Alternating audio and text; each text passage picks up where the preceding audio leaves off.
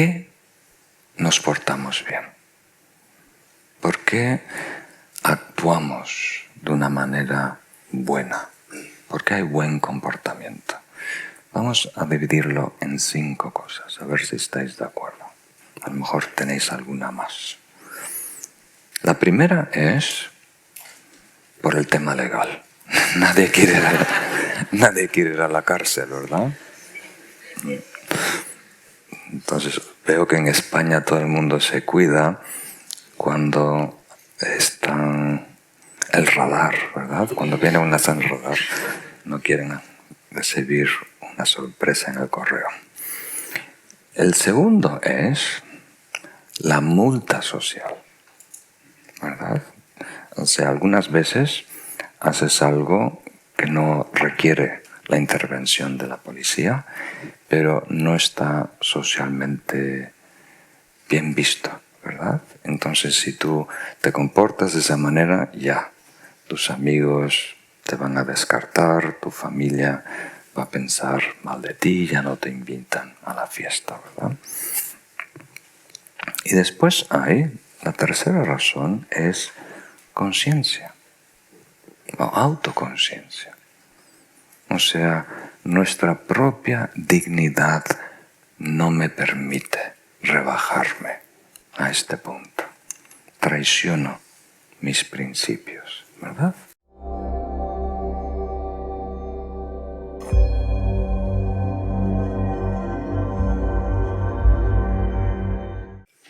Queridos amigos, bienvenidos a otra lección de Perlas de Sabiduría.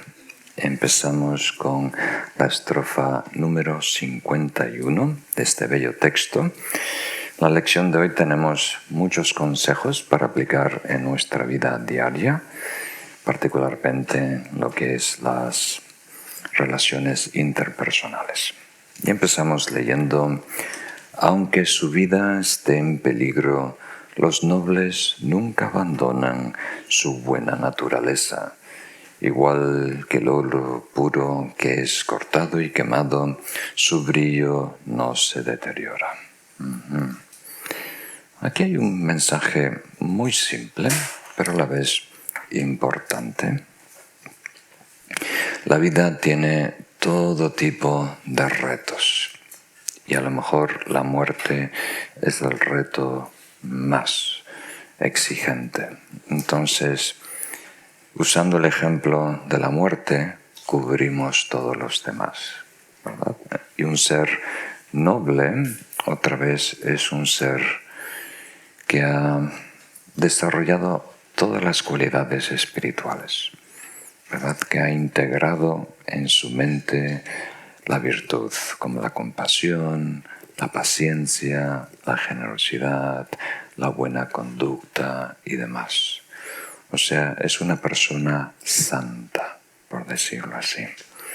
Entonces, aunque enfrente las dificultades más duras, ¿verdad?, del peligro de la muerte, el noble nunca va a abandonar su naturaleza.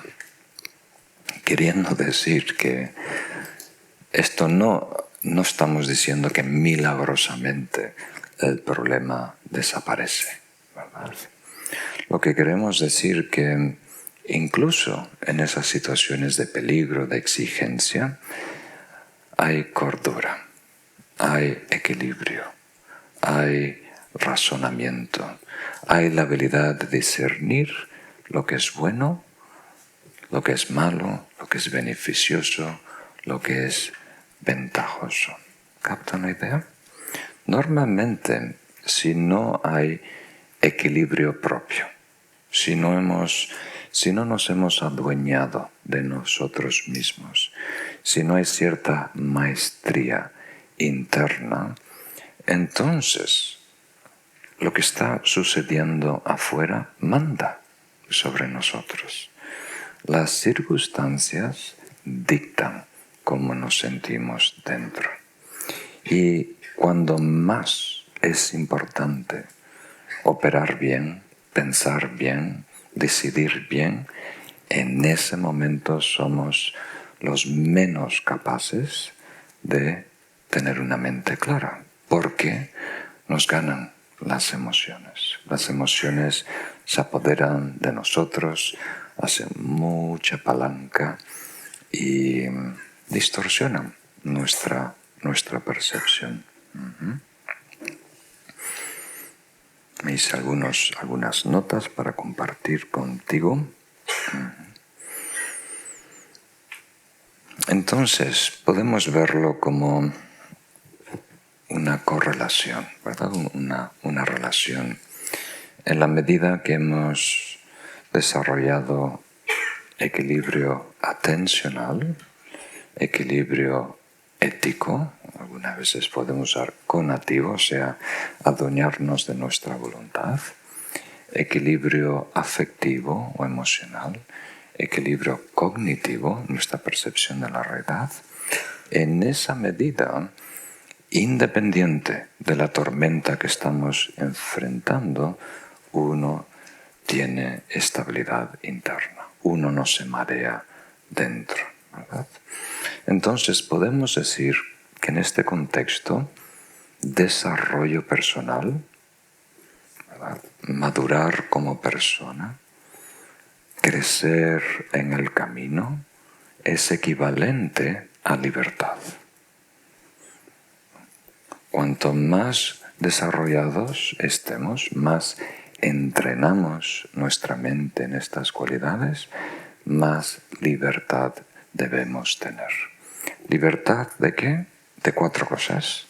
Libertad de patrones conductuales, libertad de estados mentales como emociones negativas, libertad del egocentrismo, que básicamente quiere decir la paranoia del ego, que quiere decir miedo y esperanza que se proyecta al futuro, y libertad de la ignorancia fundamental, de no saber quiénes somos.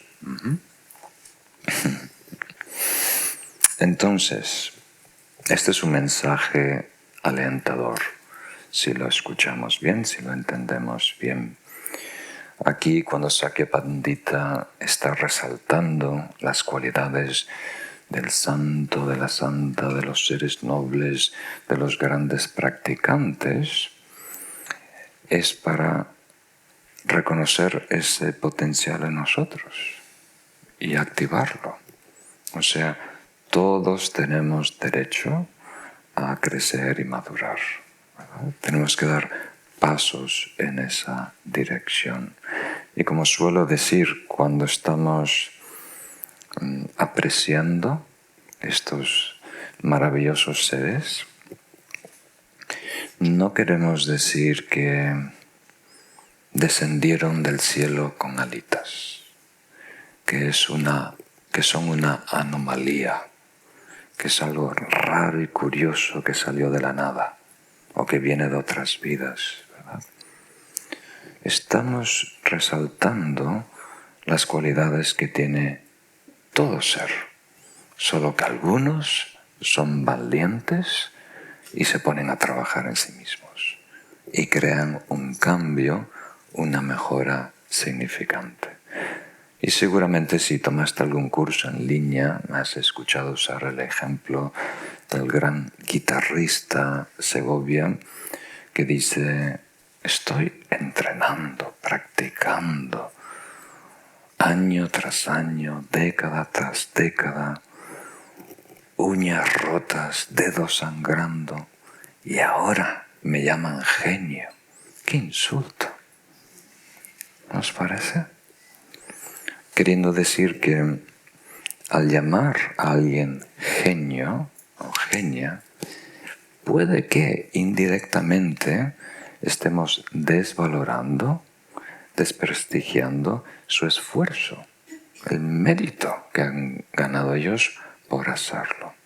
Y a la vez, de una manera muy pilla, estamos escudándonos. ¡Qué lástima que yo no puedo! Yo no soy un genio. Yo no nací tocando la guitarra. Entonces, algunas veces cuando alabamos a estos grandes místicos, practicantes, maestros y maestras, no lo tenemos que hacer de tal manera que quedamos anulados, ¿verdad? O sea, reconocemos sus cualidades porque queremos activar las nuestras. De la perspectiva budista, toda persona tiene el potencial de iluminarse. Nos encontramos, por supuesto, en diferentes situaciones, algunos más limpios, algunos más sucios, hay todo tipo de desventajas y ventajas, pero una cosa que es absolutamente cierta es que cada uno de nosotros puede mejorar, haciendo lo mejor que pueda en las circunstancias en las que se encuentre. Y en la medida que mejoramos, trabajamos en nosotros, estamos liberándonos de los velos, patrones conductuales, emociones negativas, miedo egocéntrico, ignorancia. Y eso nos permite ser más libres cuando enfrentamos dificultades, ¿verdad? Cuando enfrentamos una tormenta en nuestra vida. Si no logramos equilibrio interno, entonces la tormenta, el viento, nos sacude. No tenemos ancla interna, nos lleva la marea, la corriente. Muy importante mensaje. Entonces, pasamos al próximo verso, creo que eso es suficiente. Cuando los seres indignos se enojan con los nobles, ¿cómo podrían ellos, en cambio, enojarse? Aunque el chacal ladre con arrogancia, el rey de las bestias lo trata con compasión. Aquí hay un tema incluso más interesante. Entonces, casi todas las estrofas tienen la enseñanza y después una analogía, ¿no? Para mejor entenderla. Entonces, la enseñanza es que estos grandes seres nobles, cuando los seres indignos, que sería otra palabra para indignos, quiere decir personas un poco embrutecidas, ¿verdad? Por los golpes de la vida, que tienen muchos patrones negativos, que son un tanto toscos. ¿Cuál es otra palabra? Gamberros, me gusta a mí. ¿Quién sabe esa palabra? Gamberros. Entonces, cuando ellos se enojan, se enfadan, ¿verdad? Puede ser verbalmente, físicamente, a través de email o WhatsApp, con los seres nobles, ellos no toman represalias, no reaccionan de la misma manera, ¿verdad? No devuelven la jugada, por decirlo así. Entonces, aquí hay algunos puntos importantes. Primero, hay que entender que estos gamberros, estos seres toscos, tarde o temprano se van a enfadar contigo, ¿verdad? Incluso si eres el amigo, familiar, socio, compañero, tarde o temprano, ¿verdad? Va a caer la ficha, ¿verdad? Porque tienen esa rabia dentro, ¿verdad? Entonces, lo importante que está resaltando nuestro autor Sakya Pandita aquí es que se enfadan por su naturaleza. No su naturaleza absoluta, inherente, eso sabemos que es pura, la naturaleza búdica, el potencial de iluminarnos, sino su naturaleza relativa. Es su patrón, es su conducta, es la historia que arrastra, a lo mejor por trauma no procesado. Entonces, la pregunta que nos debemos hacer es: ¿quién se enfada con el agua porque moja? ¿Verdad? ¿Quién se enfada con el fuego porque quema? Raro, ¿verdad? Pero nos enfadamos muchas veces con las personas porque pensamos que son diferentes a lo que son. Y eso viene de una proyección. Nosotros nos inventamos un avatar de esa persona, ¿verdad? Tenemos una idea de quién son y cómo se van a comportar.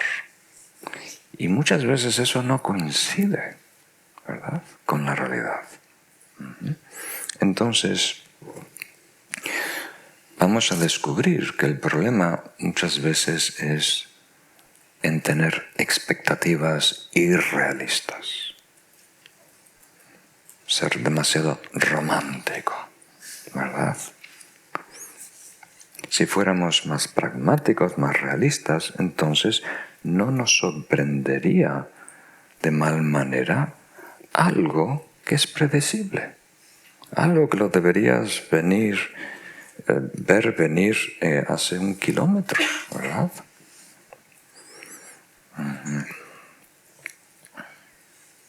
Entonces, si te quieres recordar de una pequeña frase para encapsular este mensaje, no le pidas a alguien lo que no te puede dar. Si tú le pides a alguien lo que no te puede dar, tú estás cayendo en tu propia trampa, ¿verdad? Y estás frustrando muchas veces a esa persona. Con puede dar quiere decir no le pidas, quiere decir no esperes, no tengas una expectativa congelada, arraigada, cosificada de que esa persona te va a dar algo, va a hacer algo, ¿verdad? Yo siempre la ayudé. Entonces ahora que me voy a mudar de casa y le pido ayuda, sí me va a ayudar, ¿verdad? Y viene el día, alquilas el camión para la mudanza y tus 2 mejores amigos te dejan tirados. Con la cama, con el sofá, con el piano, con la nevera, ¿verdad? Entonces aquí tenemos la analogía de un león, el rey de las bestias. Y el mensaje es simple: comprende. El león comprende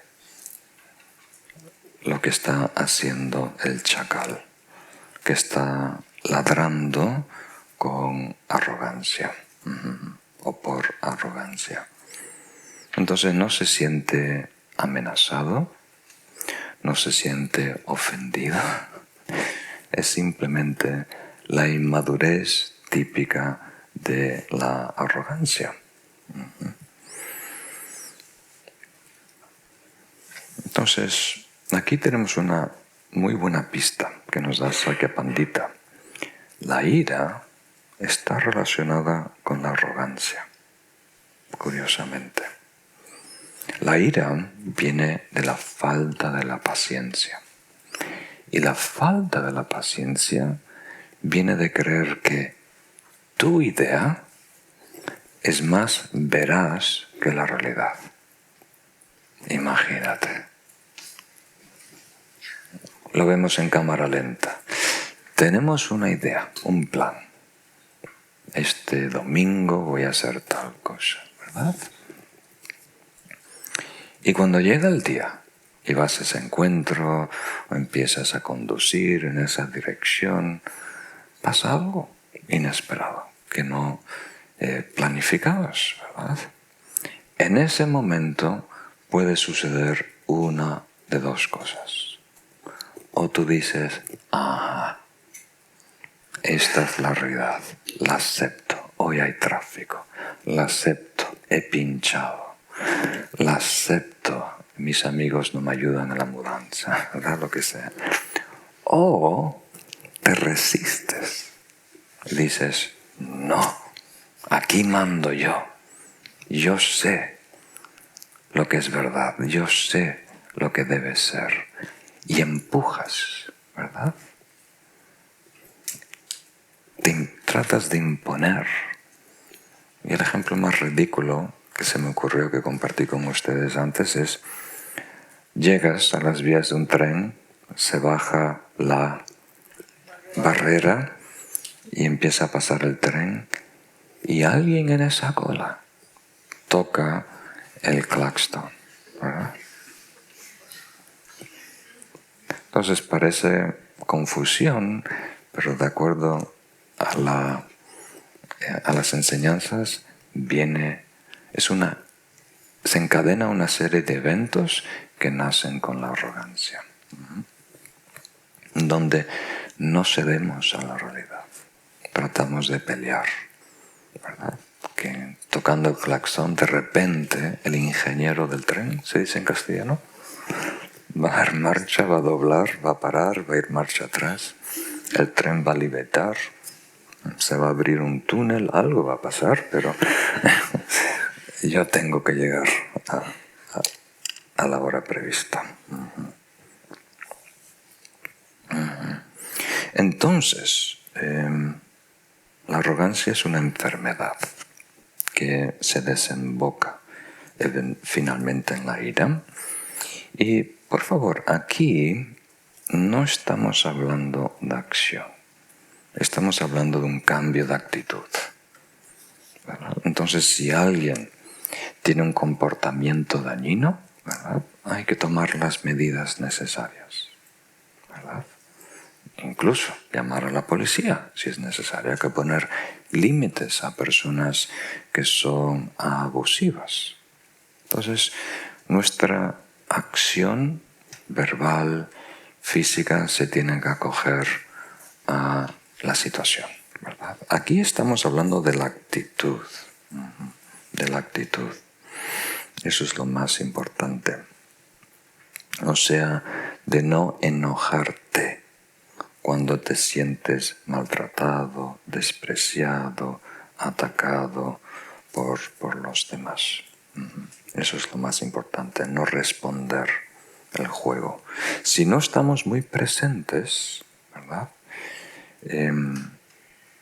esa frustración, esa ira, ese enfado del otro nos provoca y reaccionamos impulsivamente. Entonces, queremos hacer todo lo posible para reaccionar menos y poder accionar, poder discernir cuál es la mejor acción, cuál es lo mejor que podemos hacer, y después conscientemente, deliberadamente actuar. Muy bien, un mensaje muy importante. Entonces aquí con compasión también, no queremos decir justificar la agresión de los malvados y demás. Por favor, no traer aquí vuestra política postmodernista, ¿verdad? Aquí estamos hablando de un estado interno, una actitud tóxica que tenemos que corregir. No podemos controlar a los demás, entonces tenemos que trabajar en controlarnos a nosotros. Muy bien. Pasamos a la próxima estrofa. La gente busca faltas en las personas extraordinarias, pero no en los mediocres.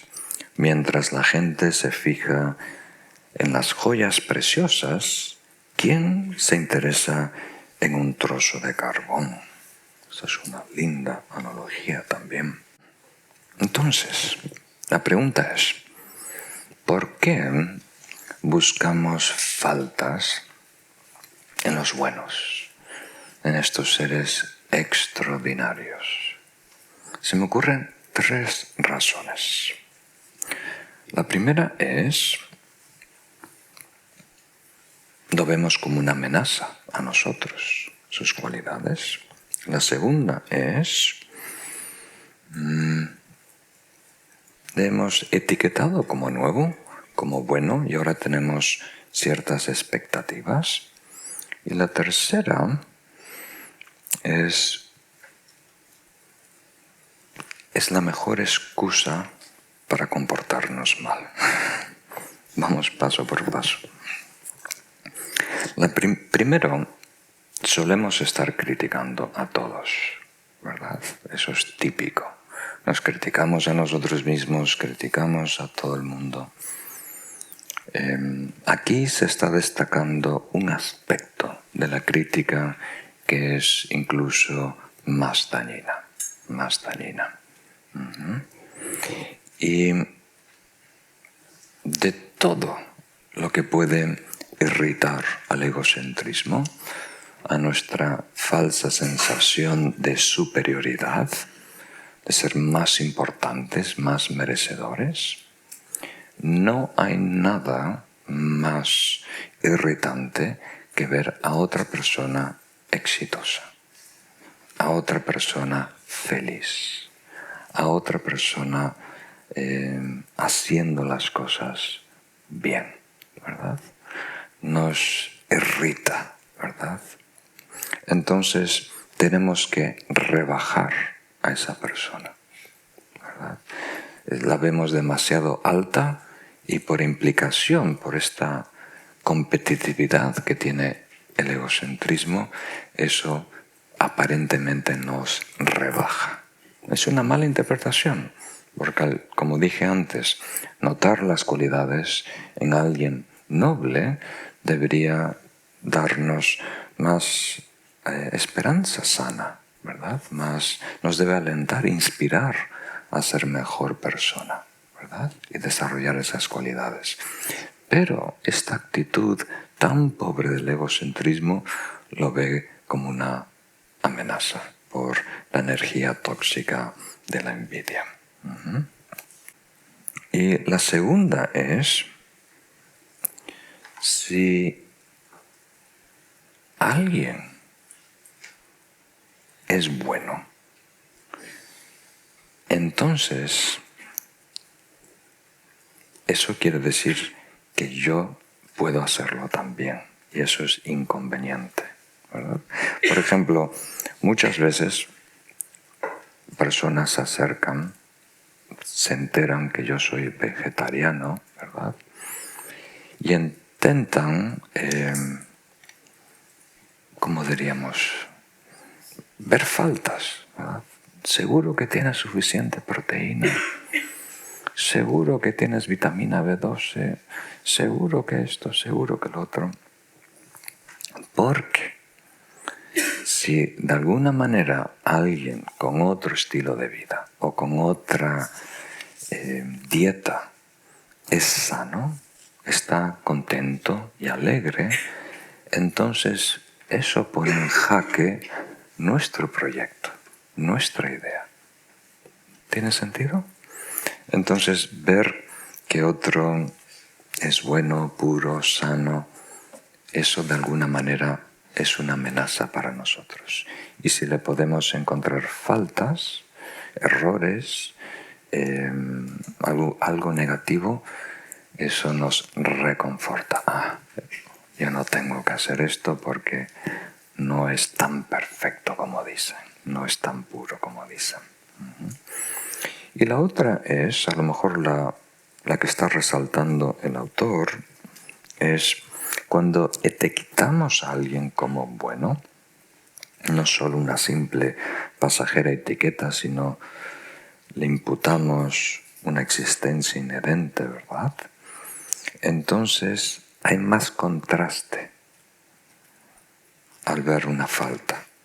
Es como cuando alguien tiene un traje blanco, la más mínima mancha se nota desde lejos, ¿verdad? Pero si uno tiene un mameluco, ¿se dice? Los carpinteros, los mecánicos, un mono. En España le llaman un mono, que es una especie de pantalón que sube hasta arriba con asas, ¿no? Y está todo lleno de manchas, de grasa, de pintura, ¿verdad? Entonces, si a él le cae un pedacito de comida, no se nota, ¿verdad? O sea, lo que le cae está más limpio que... ¿verdad? Pero si alguien está completamente inmaculado y limpio, la más mínima mancha ya queda mal, ¿verdad? Ya resalta, ya se ve de lejos por el contraste. Entonces, en conclusión, mejor no ver la astilla en el ojo ajeno, ¿verdad? Sabiendo que nosotros tenemos una viga en el nuestro, muchos defectos. Alguna vez estamos tan preocupados de la vida de otro para despreocuparnos de atender nuestros problemas, ¿verdad? Y deberíamos enfocarnos en los nuestros y menos cotillar sobre los problemas y las faltas de los demás. Es algo muy dañino a nivel familiar, a nivel de amistades, a nivel de comunidades espirituales o sangha. Es la energía más tóxica, el cotilleo sobre otros, las faltas de los demás, empezar rumores y demás. Pasamos a la siguiente estrofa. Estas son las cualidades de un gran noble. Los elogios no le causan júbilo, las críticas no le afligen y permanecen correctamente en sus propias virtudes. Aquí hay algo muy importante a descubrir, yo creo. Entonces, primero, las críticas y los elogios, las alabanzas, dicen más de la persona que los pronuncia, de las personas a los que son dirigidos o nombrados, ¿verdad?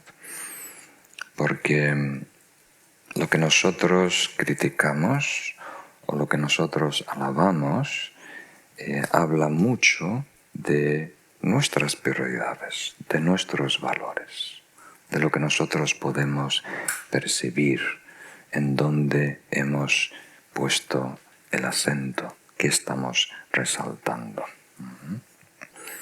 Entonces, con esto no queremos decir que no debemos reconocer los aciertos y los errores. Es muy importante aceptar la crítica constructiva, incluso de los niños. Te puede ahorrar 10 años de investigación, ¿verdad? Con un terapeuta muy caro. Un niño atrevido ya te dice tus problemas y ya. Y no hay nada malo en reconocer cuando hacemos algo bueno. Incluso se dice en las enseñanzas regocijarnos, alegrarnos por las cosas buenas, ¿verdad? Pero hay una manera de relacionarnos con los aciertos, con los errores, con el éxito, con el fracaso y con el reconocimiento de otros, ¿verdad? Cuando alguien nos reconoce de buena o mal manera, hay una manera de relacionarnos sana y una tóxica, muy tóxica, que nos hunde. Entonces, la manera mala es verlo como una sentencia. Una sentencia. Y este es el cambio entre tú has hecho y tú eres. O sea, hay que distinguir entre la acción y el ser. Nosotros podemos actuar bien, nosotros podemos actuar mal, y esa acción, en la medida que es voluntaria, consciente, representa nuestro estado interno en ese momento. Pero si nosotros dictamos, ¿verdad?, esa condena, ese juicio moralista, ¿verdad?, que esa persona es mala ahora y siempre, entonces ahí ya muere toda posibilidad de cambio. Entonces, cuando una persona nos da una alabanza, vamos a usar la crítica primero, que es más fácil. Cuando una persona nos critica, nosotros podemos aceptarlo como una condena, como un juicio veraz. Yo soy malo. Y te encierras, te atrapas y peleas internamente con ese juicio categórico, ¿verdad? Lo tomamos muy a pecho. No es la opinión de alguien meramente, y no es la opinión de alguien meramente sobre un hecho puntual, ¿verdad? Es un dictamen de lo que yo valgo, de lo que yo sirvo, de lo que yo importo, de lo que yo soy. Y eso es mucho, ¿verdad?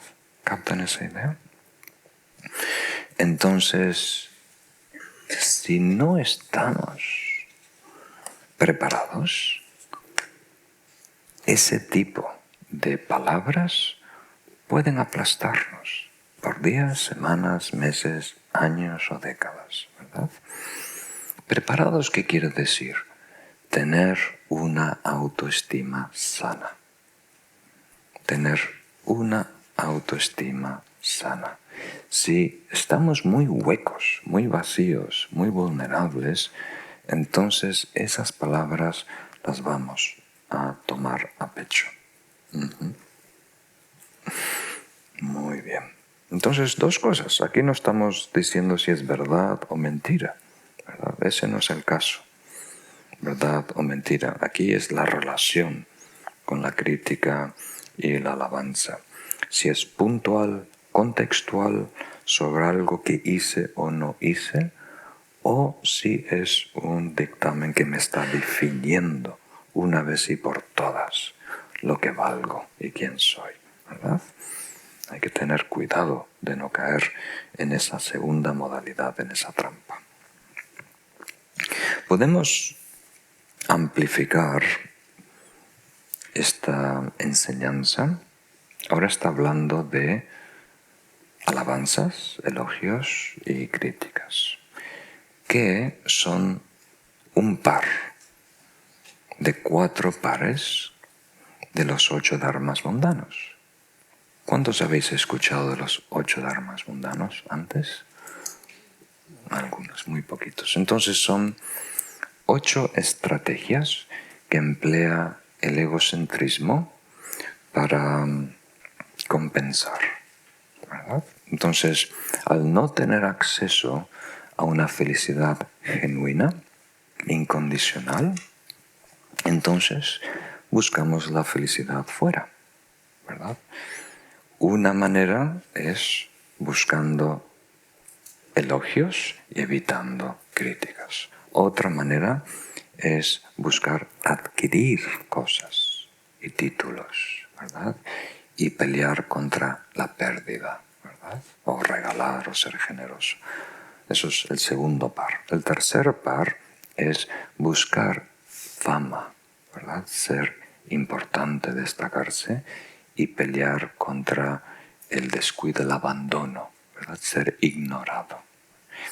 Y ese es el tercero. Y el cuarto es buscar placer y pelear contra la incomodidad. Aquí no quiere decir que el placer o la incomodidad debemos hacer todo lo posible para sentirnos bien, pero confundir el placer hedonista, o sea, la gratificación inmediata, con un bienestar que nos sostiene a largo plazo, ¿verdad? Entonces, solo hay que hacer una cualificación para no caer en un malentendido. No hay nada malo con alabanzas o críticas. Como dije, hay críticas constructivas, hay alabanzas que son justas, ¿verdad? No hay nada malo con disfrutar de una tarta de almendra, ¿verdad? Si es rica. No hay nada malo con evitar las espinas de un cactus, ¿verdad? El dolor. No hay nada malo con tener recursos que tú necesitas, ¿verdad? Aquí el problema por el cual se llaman los 8 dharmas mundanos, es creer que son un fin en sí mismo. ¿Qué quiere decir? Con ese resultado yo tengo garantizado mi bienestar. Apuesto por esto porque este es el final de la ruta. Si llego aquí, a este destino, ya voy a estar bien. Y no es así. No le podemos pedir al placer que nos satisfaga. No podemos pedirle a otra persona que nos haga feliz. No podemos pedirle al dinero que garantice nuestro bienestar, ¿verdad? Es demasiado. Nos va a defraudar, no nos puede dar tanto, ¿verdad? Un ejemplo más simple y radical es pedirle al whisky, una botella de whisky, que te haga feliz, ¿verdad? Te va a defraudar. Entonces esos son los 8 dharmas mundanos, que como veis son pares y están en 2 categorías. Uno es éxito y fracaso. Éxito buscamos, fracaso evitamos, ¿no? Y éxito puede ser material, puede ser social, puede ser sensorial, pero confundimos esas experiencias esporádicas como un bienestar duradero, ¿verdad? Que se sostiene en el tiempo, que es incondicional. Entonces, para todos los que están interesados en conocer mejor el modelo de la felicidad que tiene el Buda, hay un curso que se llama Las Nobles Verdades, donde explico la primera enseñanza del Buda, que se dedica principalmente a aclarar este tema. Cómo mejor distinguir entre malestar y bienestar genuino, que va a ser finalmente satisfactorio para nosotros a largo plazo. Entonces, al final tenemos la solución que nos da el autor. Dice, permanecen correctamente en sus propias virtudes. O sea, hay tres cualidades que tiene un gran ser noble. Los elogios no le seducen, las críticas no le aplastan y permanece correctamente en sus propias virtudes. No sé si la traducción es óptima. Trabajé mucho en esto, pero no estoy seguro si capta el mensaje. Permanecer correctamente es habitar elegantemente. Creo que es una traducción válida. Quiere decir estar en armonía con los estados espirituales. Haber integrado los estados espirituales, estar enfocado en el Dharma. Lo podemos ver de 3 maneras, ¿no? Estar enfocado en el Dharma, los estados espirituales, cuidar de nuestra mente, estar consciente con valores éticos para no dejarse marear por las circunstancias y el parecer de los demás. Y se puede resumir la práctica espiritual en las 3 disciplinas superiores. Si tuviéramos que alguna vez resumir lo que es el budismo, si alguien te pregunta, es buen comportamiento, entrenar la mente en meditación y lograr sabiduría. Es básicamente esas 3 cosas. Todos los otros yogas, técnicas, estudios y demás son para cultivar esas 3 cosas. Y en la medida que estemos en control de nuestra conducta física y verbal, la medida que estemos en control de nuestra mente, ¿verdad? Decidir lo que atendemos, lo que pensamos, lo que sentimos. Y en la medida que nuestra percepción de la realidad no tenga filtros o distorsión, en esa medida hay equilibrio, ¿verdad? Permanecemos en equilibrio independiente de lo que digan los demás. ¿Qué quiere decir? Podemos atenderlo tranquilamente, sin estar agitados, sin sentirnos amenazados. Ahora pasamos a la última estrofa. La riqueza obtenida de una manera inmoral o forzada no es riqueza verdadera. Perros y gatos aún saciados son ejemplo de quien la vergüenza ha olvidado. Esta estrofa es un poco críptica, ¿eh? Vamos a desglosarla. Está hablando básicamente del karma. Ese es el quid de la cuestión aquí.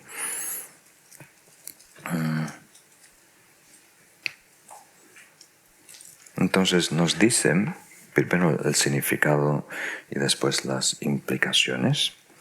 Si adquirimos riqueza, ¿verdad? Cualquier tipo de riqueza, pero lo hacemos a través de acciones negativas, ¿verdad? Engañando, estafando, manipulando, o a través de la fuerza, quiere ser coacción, ¿verdad? Entonces, aunque adquirimos bienes, recursos, realmente no es genuina riqueza porque se va a ir. Va a estar aquí solo por un breve momento. No tiene el respaldo del karma.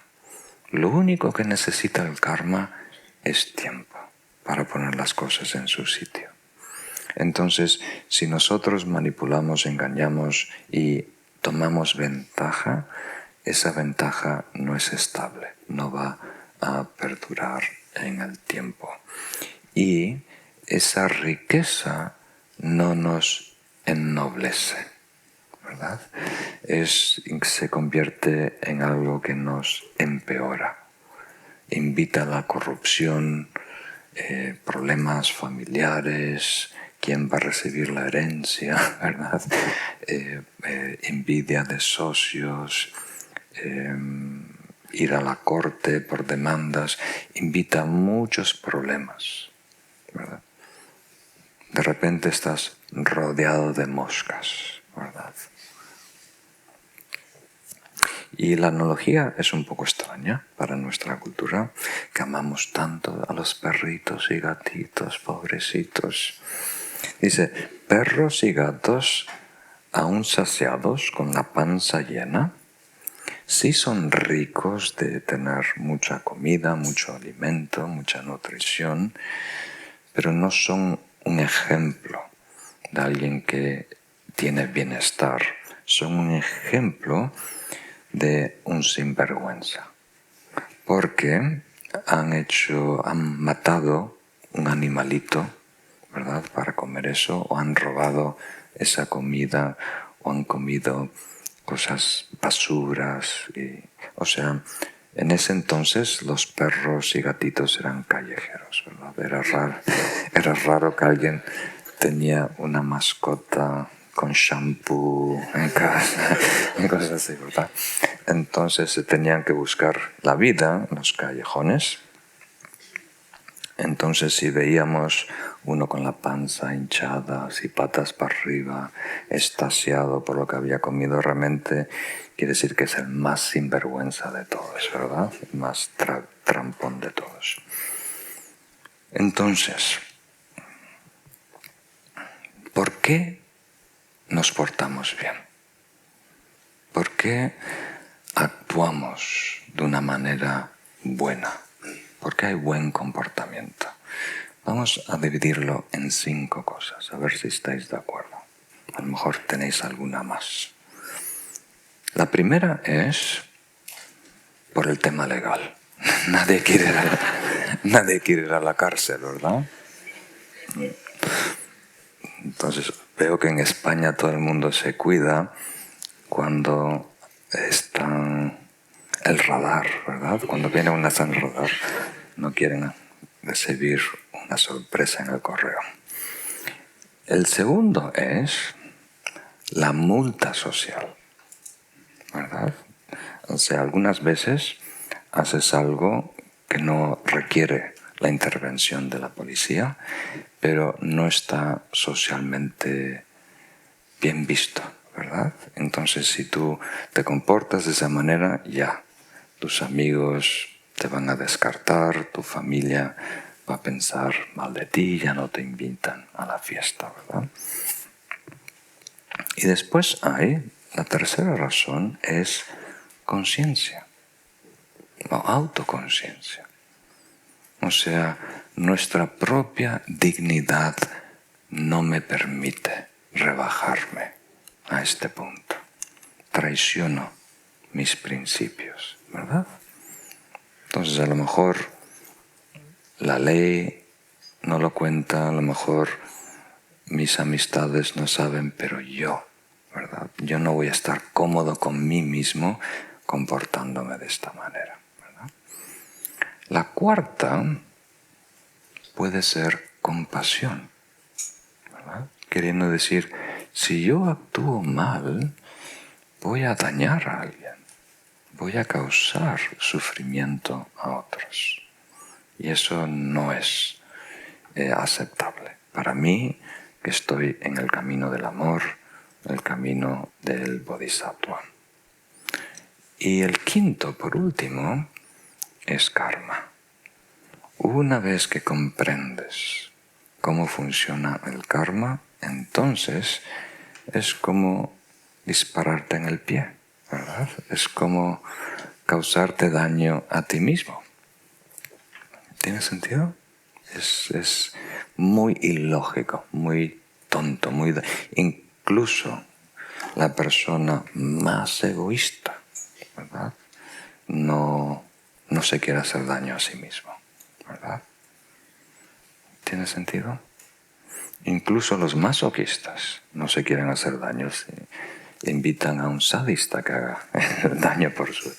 Entonces, nadie quiere causarse daño a sí mismo. O dicho de otra manera, si una persona muy tacaña, muy tacaña, muy tacaña supiera del karma, haría todo por regalar todo lo que tiene a los demás. Porque es la mejor manera de desarrollar abundancia en tu vida, ¿verdad? Entonces, los primeros dos, legal y social, son actos públicos, ¿verdad? Pero cuando no hay, como diríamos, el hermano mayor viendo lo que estamos haciendo, ¿verdad? Tenemos suerte que hoy en día no estamos viviendo en China, en donde la ciudadanía está observada constantemente por cámaras que reconocen su rostro, identifican a personas caminando, incluso por el estilo de caminar desde atrás pueden saber quién es la persona.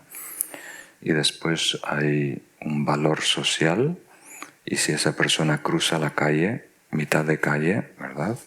Entonces le quitan puntos y a lo mejor ya no le permiten hacer ciertas cosas como comprar bebidas por un mes. ¿No sabían eso? Entonces todo el mundo está fichado en China y hay un sistema de vigilancia a través de cámaras de reconocimiento facial. Entonces no estamos a ese nivel. Pero imagínate que tú estás en China y estás en casa, con las luces apagadas y no hay cámaras, ¿verdad? Igual puedes actuar de forma negativa. Y ahí están estos tres para protegernos. Nuestra autoconciencia, la compasión y el karma. Y estos tres, por supuesto, están relacionados. Entonces es muy importante que hoy en día, si te encuentras en un momento bueno de tu vida, donde tienes cierta lucidez, ahora más que nunca tienes las cosas claras, entonces ahora te defines. Defines tus valores, defines tus principios, ¿verdad? incorporas un código ético y te cuidas. ¿De quién? De ti mismo en 2 semanas o 2 meses, cuando estés un poco distraído, cuando la vida te dio 2 golpes juntos, ¿verdad? Y estás un poco bamboleando, ¿verdad? Y no sabes en ese momento con claridad discernir lo que es ventajoso de lo que es dañino. En ese momento, ese acuerdo, ese contrato que hiciste contigo mismo te protege, cuida de ti, ¿verdad? En ese momento de mareo, de confusión, de incertidumbre, por alguien que te ha criticado, alguien que te ha traicionado, ¿verdad? Te mantienes fiel a tus principios. Pues muy bien. Con esto concluimos la presentación de hoy y pasamos a atender algunas preguntas relacionadas con estas 5 estrofas. ¿Usted cree que puede haber cierta justificación para que después de 2600 años de las enseñanzas de Buda, que a lo mejor sí que puede haber sido positivo la sociedad egoísta, materialista, de ambición, de lucha? Me explico, quiero decir que mi pregunta es, ¿puede tener cierta justificación que ese tipo de sociedad ambiciosa haya favorecido mejor nivel tecnológico, mejor nivel sanitario, mejor justicia social hasta cierto punto? Y si a lo mejor el budismo hubiéramos conseguido la budeidad general hace 2000 años, igual estaríamos en un nivel social mucho más inferior, y a lo mejor la sociedad o la evolución es que después de un tiempo de tanta lucha, guerra y malestar, si se consigue la budeidad general, se conseguirá a mejor nivel. No sé si me he explicado, disculpe. Creo que no está exactamente correlacionado. O sea, tenemos el Buda histórico, como tú dices, hace 2600 años, y el desarrollo tecnológico del que disfrutamos hoy en día es algo muy reciente. Incluso mis abuelos y bisabuelos no disfrutaban de esto en Galicia hace 50, 60 años. Entonces estamos atravesando un cambio radical, ¿verdad? Y cada vez más acelerado. Y eso aporta ventajas y desventajas en la convivencia a nivel social, salud, educación. Y también a nivel de tecnología ahora podemos transmitir el Dharma, enseñanzas, a puntos geográficos que antes eran imposibles. Están participando personas en Habana, Cuba, ¿verdad? Que no tienen la posibilidad de viajar y tienen acceso a enseñanzas. Entonces, en las circunstancias en las que nosotros nos encontramos, siempre hay esa tensión en salir adelante en la vida y interiorizarnos para mejorar nuestra condición, ¿verdad? Siempre hay esa tensión, incluso en los tiempos más remotos, cuando la vida era mucho más simple, había, ¿verdad?, riqueza y pobreza, había éxito y fracaso, había todo tipo de cosas que seducían y prometían gratificación inmediata, ¿verdad? Entonces, samsara no es más samsara hoy en día, ¿verdad? Samsara existe por eternidad. Es la realidad que nuestros velos, ignorancia, egocentrismo, proyecta, crea. Y eso atraviesa ciclos, ¿verdad? Y nosotros solo solemos ver un ciclo, ¿verdad? Y eso atraviesa parte económico, parte geopolítico, parte tecnológico, filosófico, cultural, arte.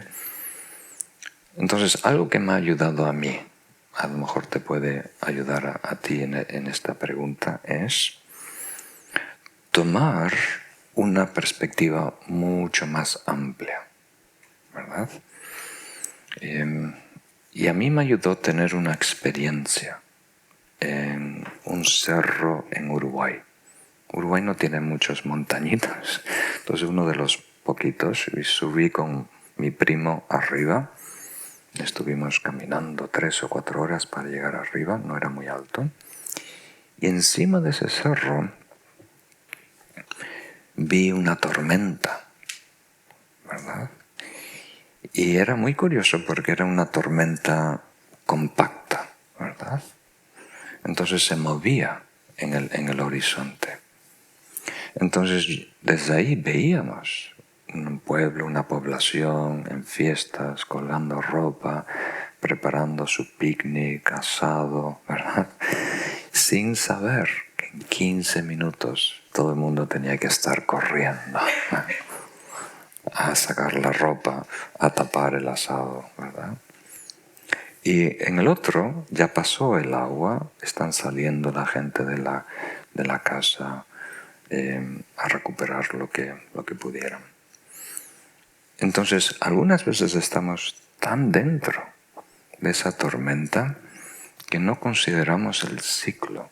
Lo más importante de samsara es entender que es cíclica, que es un ciclo vicioso que se retroalimenta y el combustible es nuestra ignorancia, nuestro miedo, ¿verdad? Nuestro deseo. Entonces, no hay en estos ciclos nada rescatable. No hay manera de coexistir a largo plazo exitosamente en el casino de samsara. Los 8 dharmas mundanos, si apuestas por fama, si apuestas por dinero, si apuestas por tener reconocimiento, amigos, si apuestas por placer, lo que sea, ¿verdad? Es cíclico. Hay un pico y después hay un bajón. Pico y bajón. Entonces lo que realmente estamos compensando por no estar iluminados. El vacío existencial y sus síntomas de agobio, aburrimiento, soledad y demás buscan, ¿verdad?, distracción, buscan el móvil, ¿verdad? Entonces, la mayoría de personas critican las ofertas que están hoy en día, ¿verdad? Hay trabajo, no hay trabajo, hay buen gobierno, mal gobierno, ¿verdad? Hay este entretenimiento, mi pareja está bien. Pero los que realmente tienen este enfoque espiritual, que abarcan vidas, abarcan generaciones, abarcan culturas, civilizaciones, notan los patrones, la naturaleza cíclica del ego, ¿verdad? Entonces, independiente a tu situación en la vida, si estás en un pico alto de éxito, si estás en un pico bajo de abandono, de enfermedad, o si estás sobreviviendo en mediocridad, si estás en pico en el medio o bajo, la solución siempre es crecer y madurar dentro. Ese debe ser el enfoque, porque esa es la garantía que vamos a estar libres de esos altibajos, de las circunstancias. Entonces sí, estoy de acuerdo en tu premisa, hay mejores momentos que otros, hay mejores sistemas políticos que otros, hay mejores sistemas económicos que otros, pero incluso el mejor sistema no es perfecto y no va a durar eternamente, es cíclico, es una expresión de karma. Muchos karmas individuos necesitan empujan, quieren, demandan ese tipo de sistema, por decirlo así. Entonces, ¿debemos mejorar el mundo? Sí. ¿Debemos tener mejor legislación? Sí. ¿Debemos votar por el mejor candidato? Sí. Pero sin la ilusión fantasiosa que eso va a ser la solución a mi problema existencial, ¿no? Lo que queremos es encontrar la mejor situación posible para crecer y madurar. Muy bien. Entonces, cuanto más corta es, cuanto menos tiempo abarca una conciencia, más apuesta por el mundo. Cuanto más tiempo abarca una conciencia, más apuesta por el desarrollo espiritual. Muy bien. Me ha llamado la atención en la parte donde dice el rey de las bestias lo trata con compasión y ha comentado que no toma represalias, ese rey, ¿no? Que no devuelve. Y quería preguntarle dónde está el límite entre comprender o ser pasivo, entre la comprensión y la pasividad. Sí, muy buena pregunta.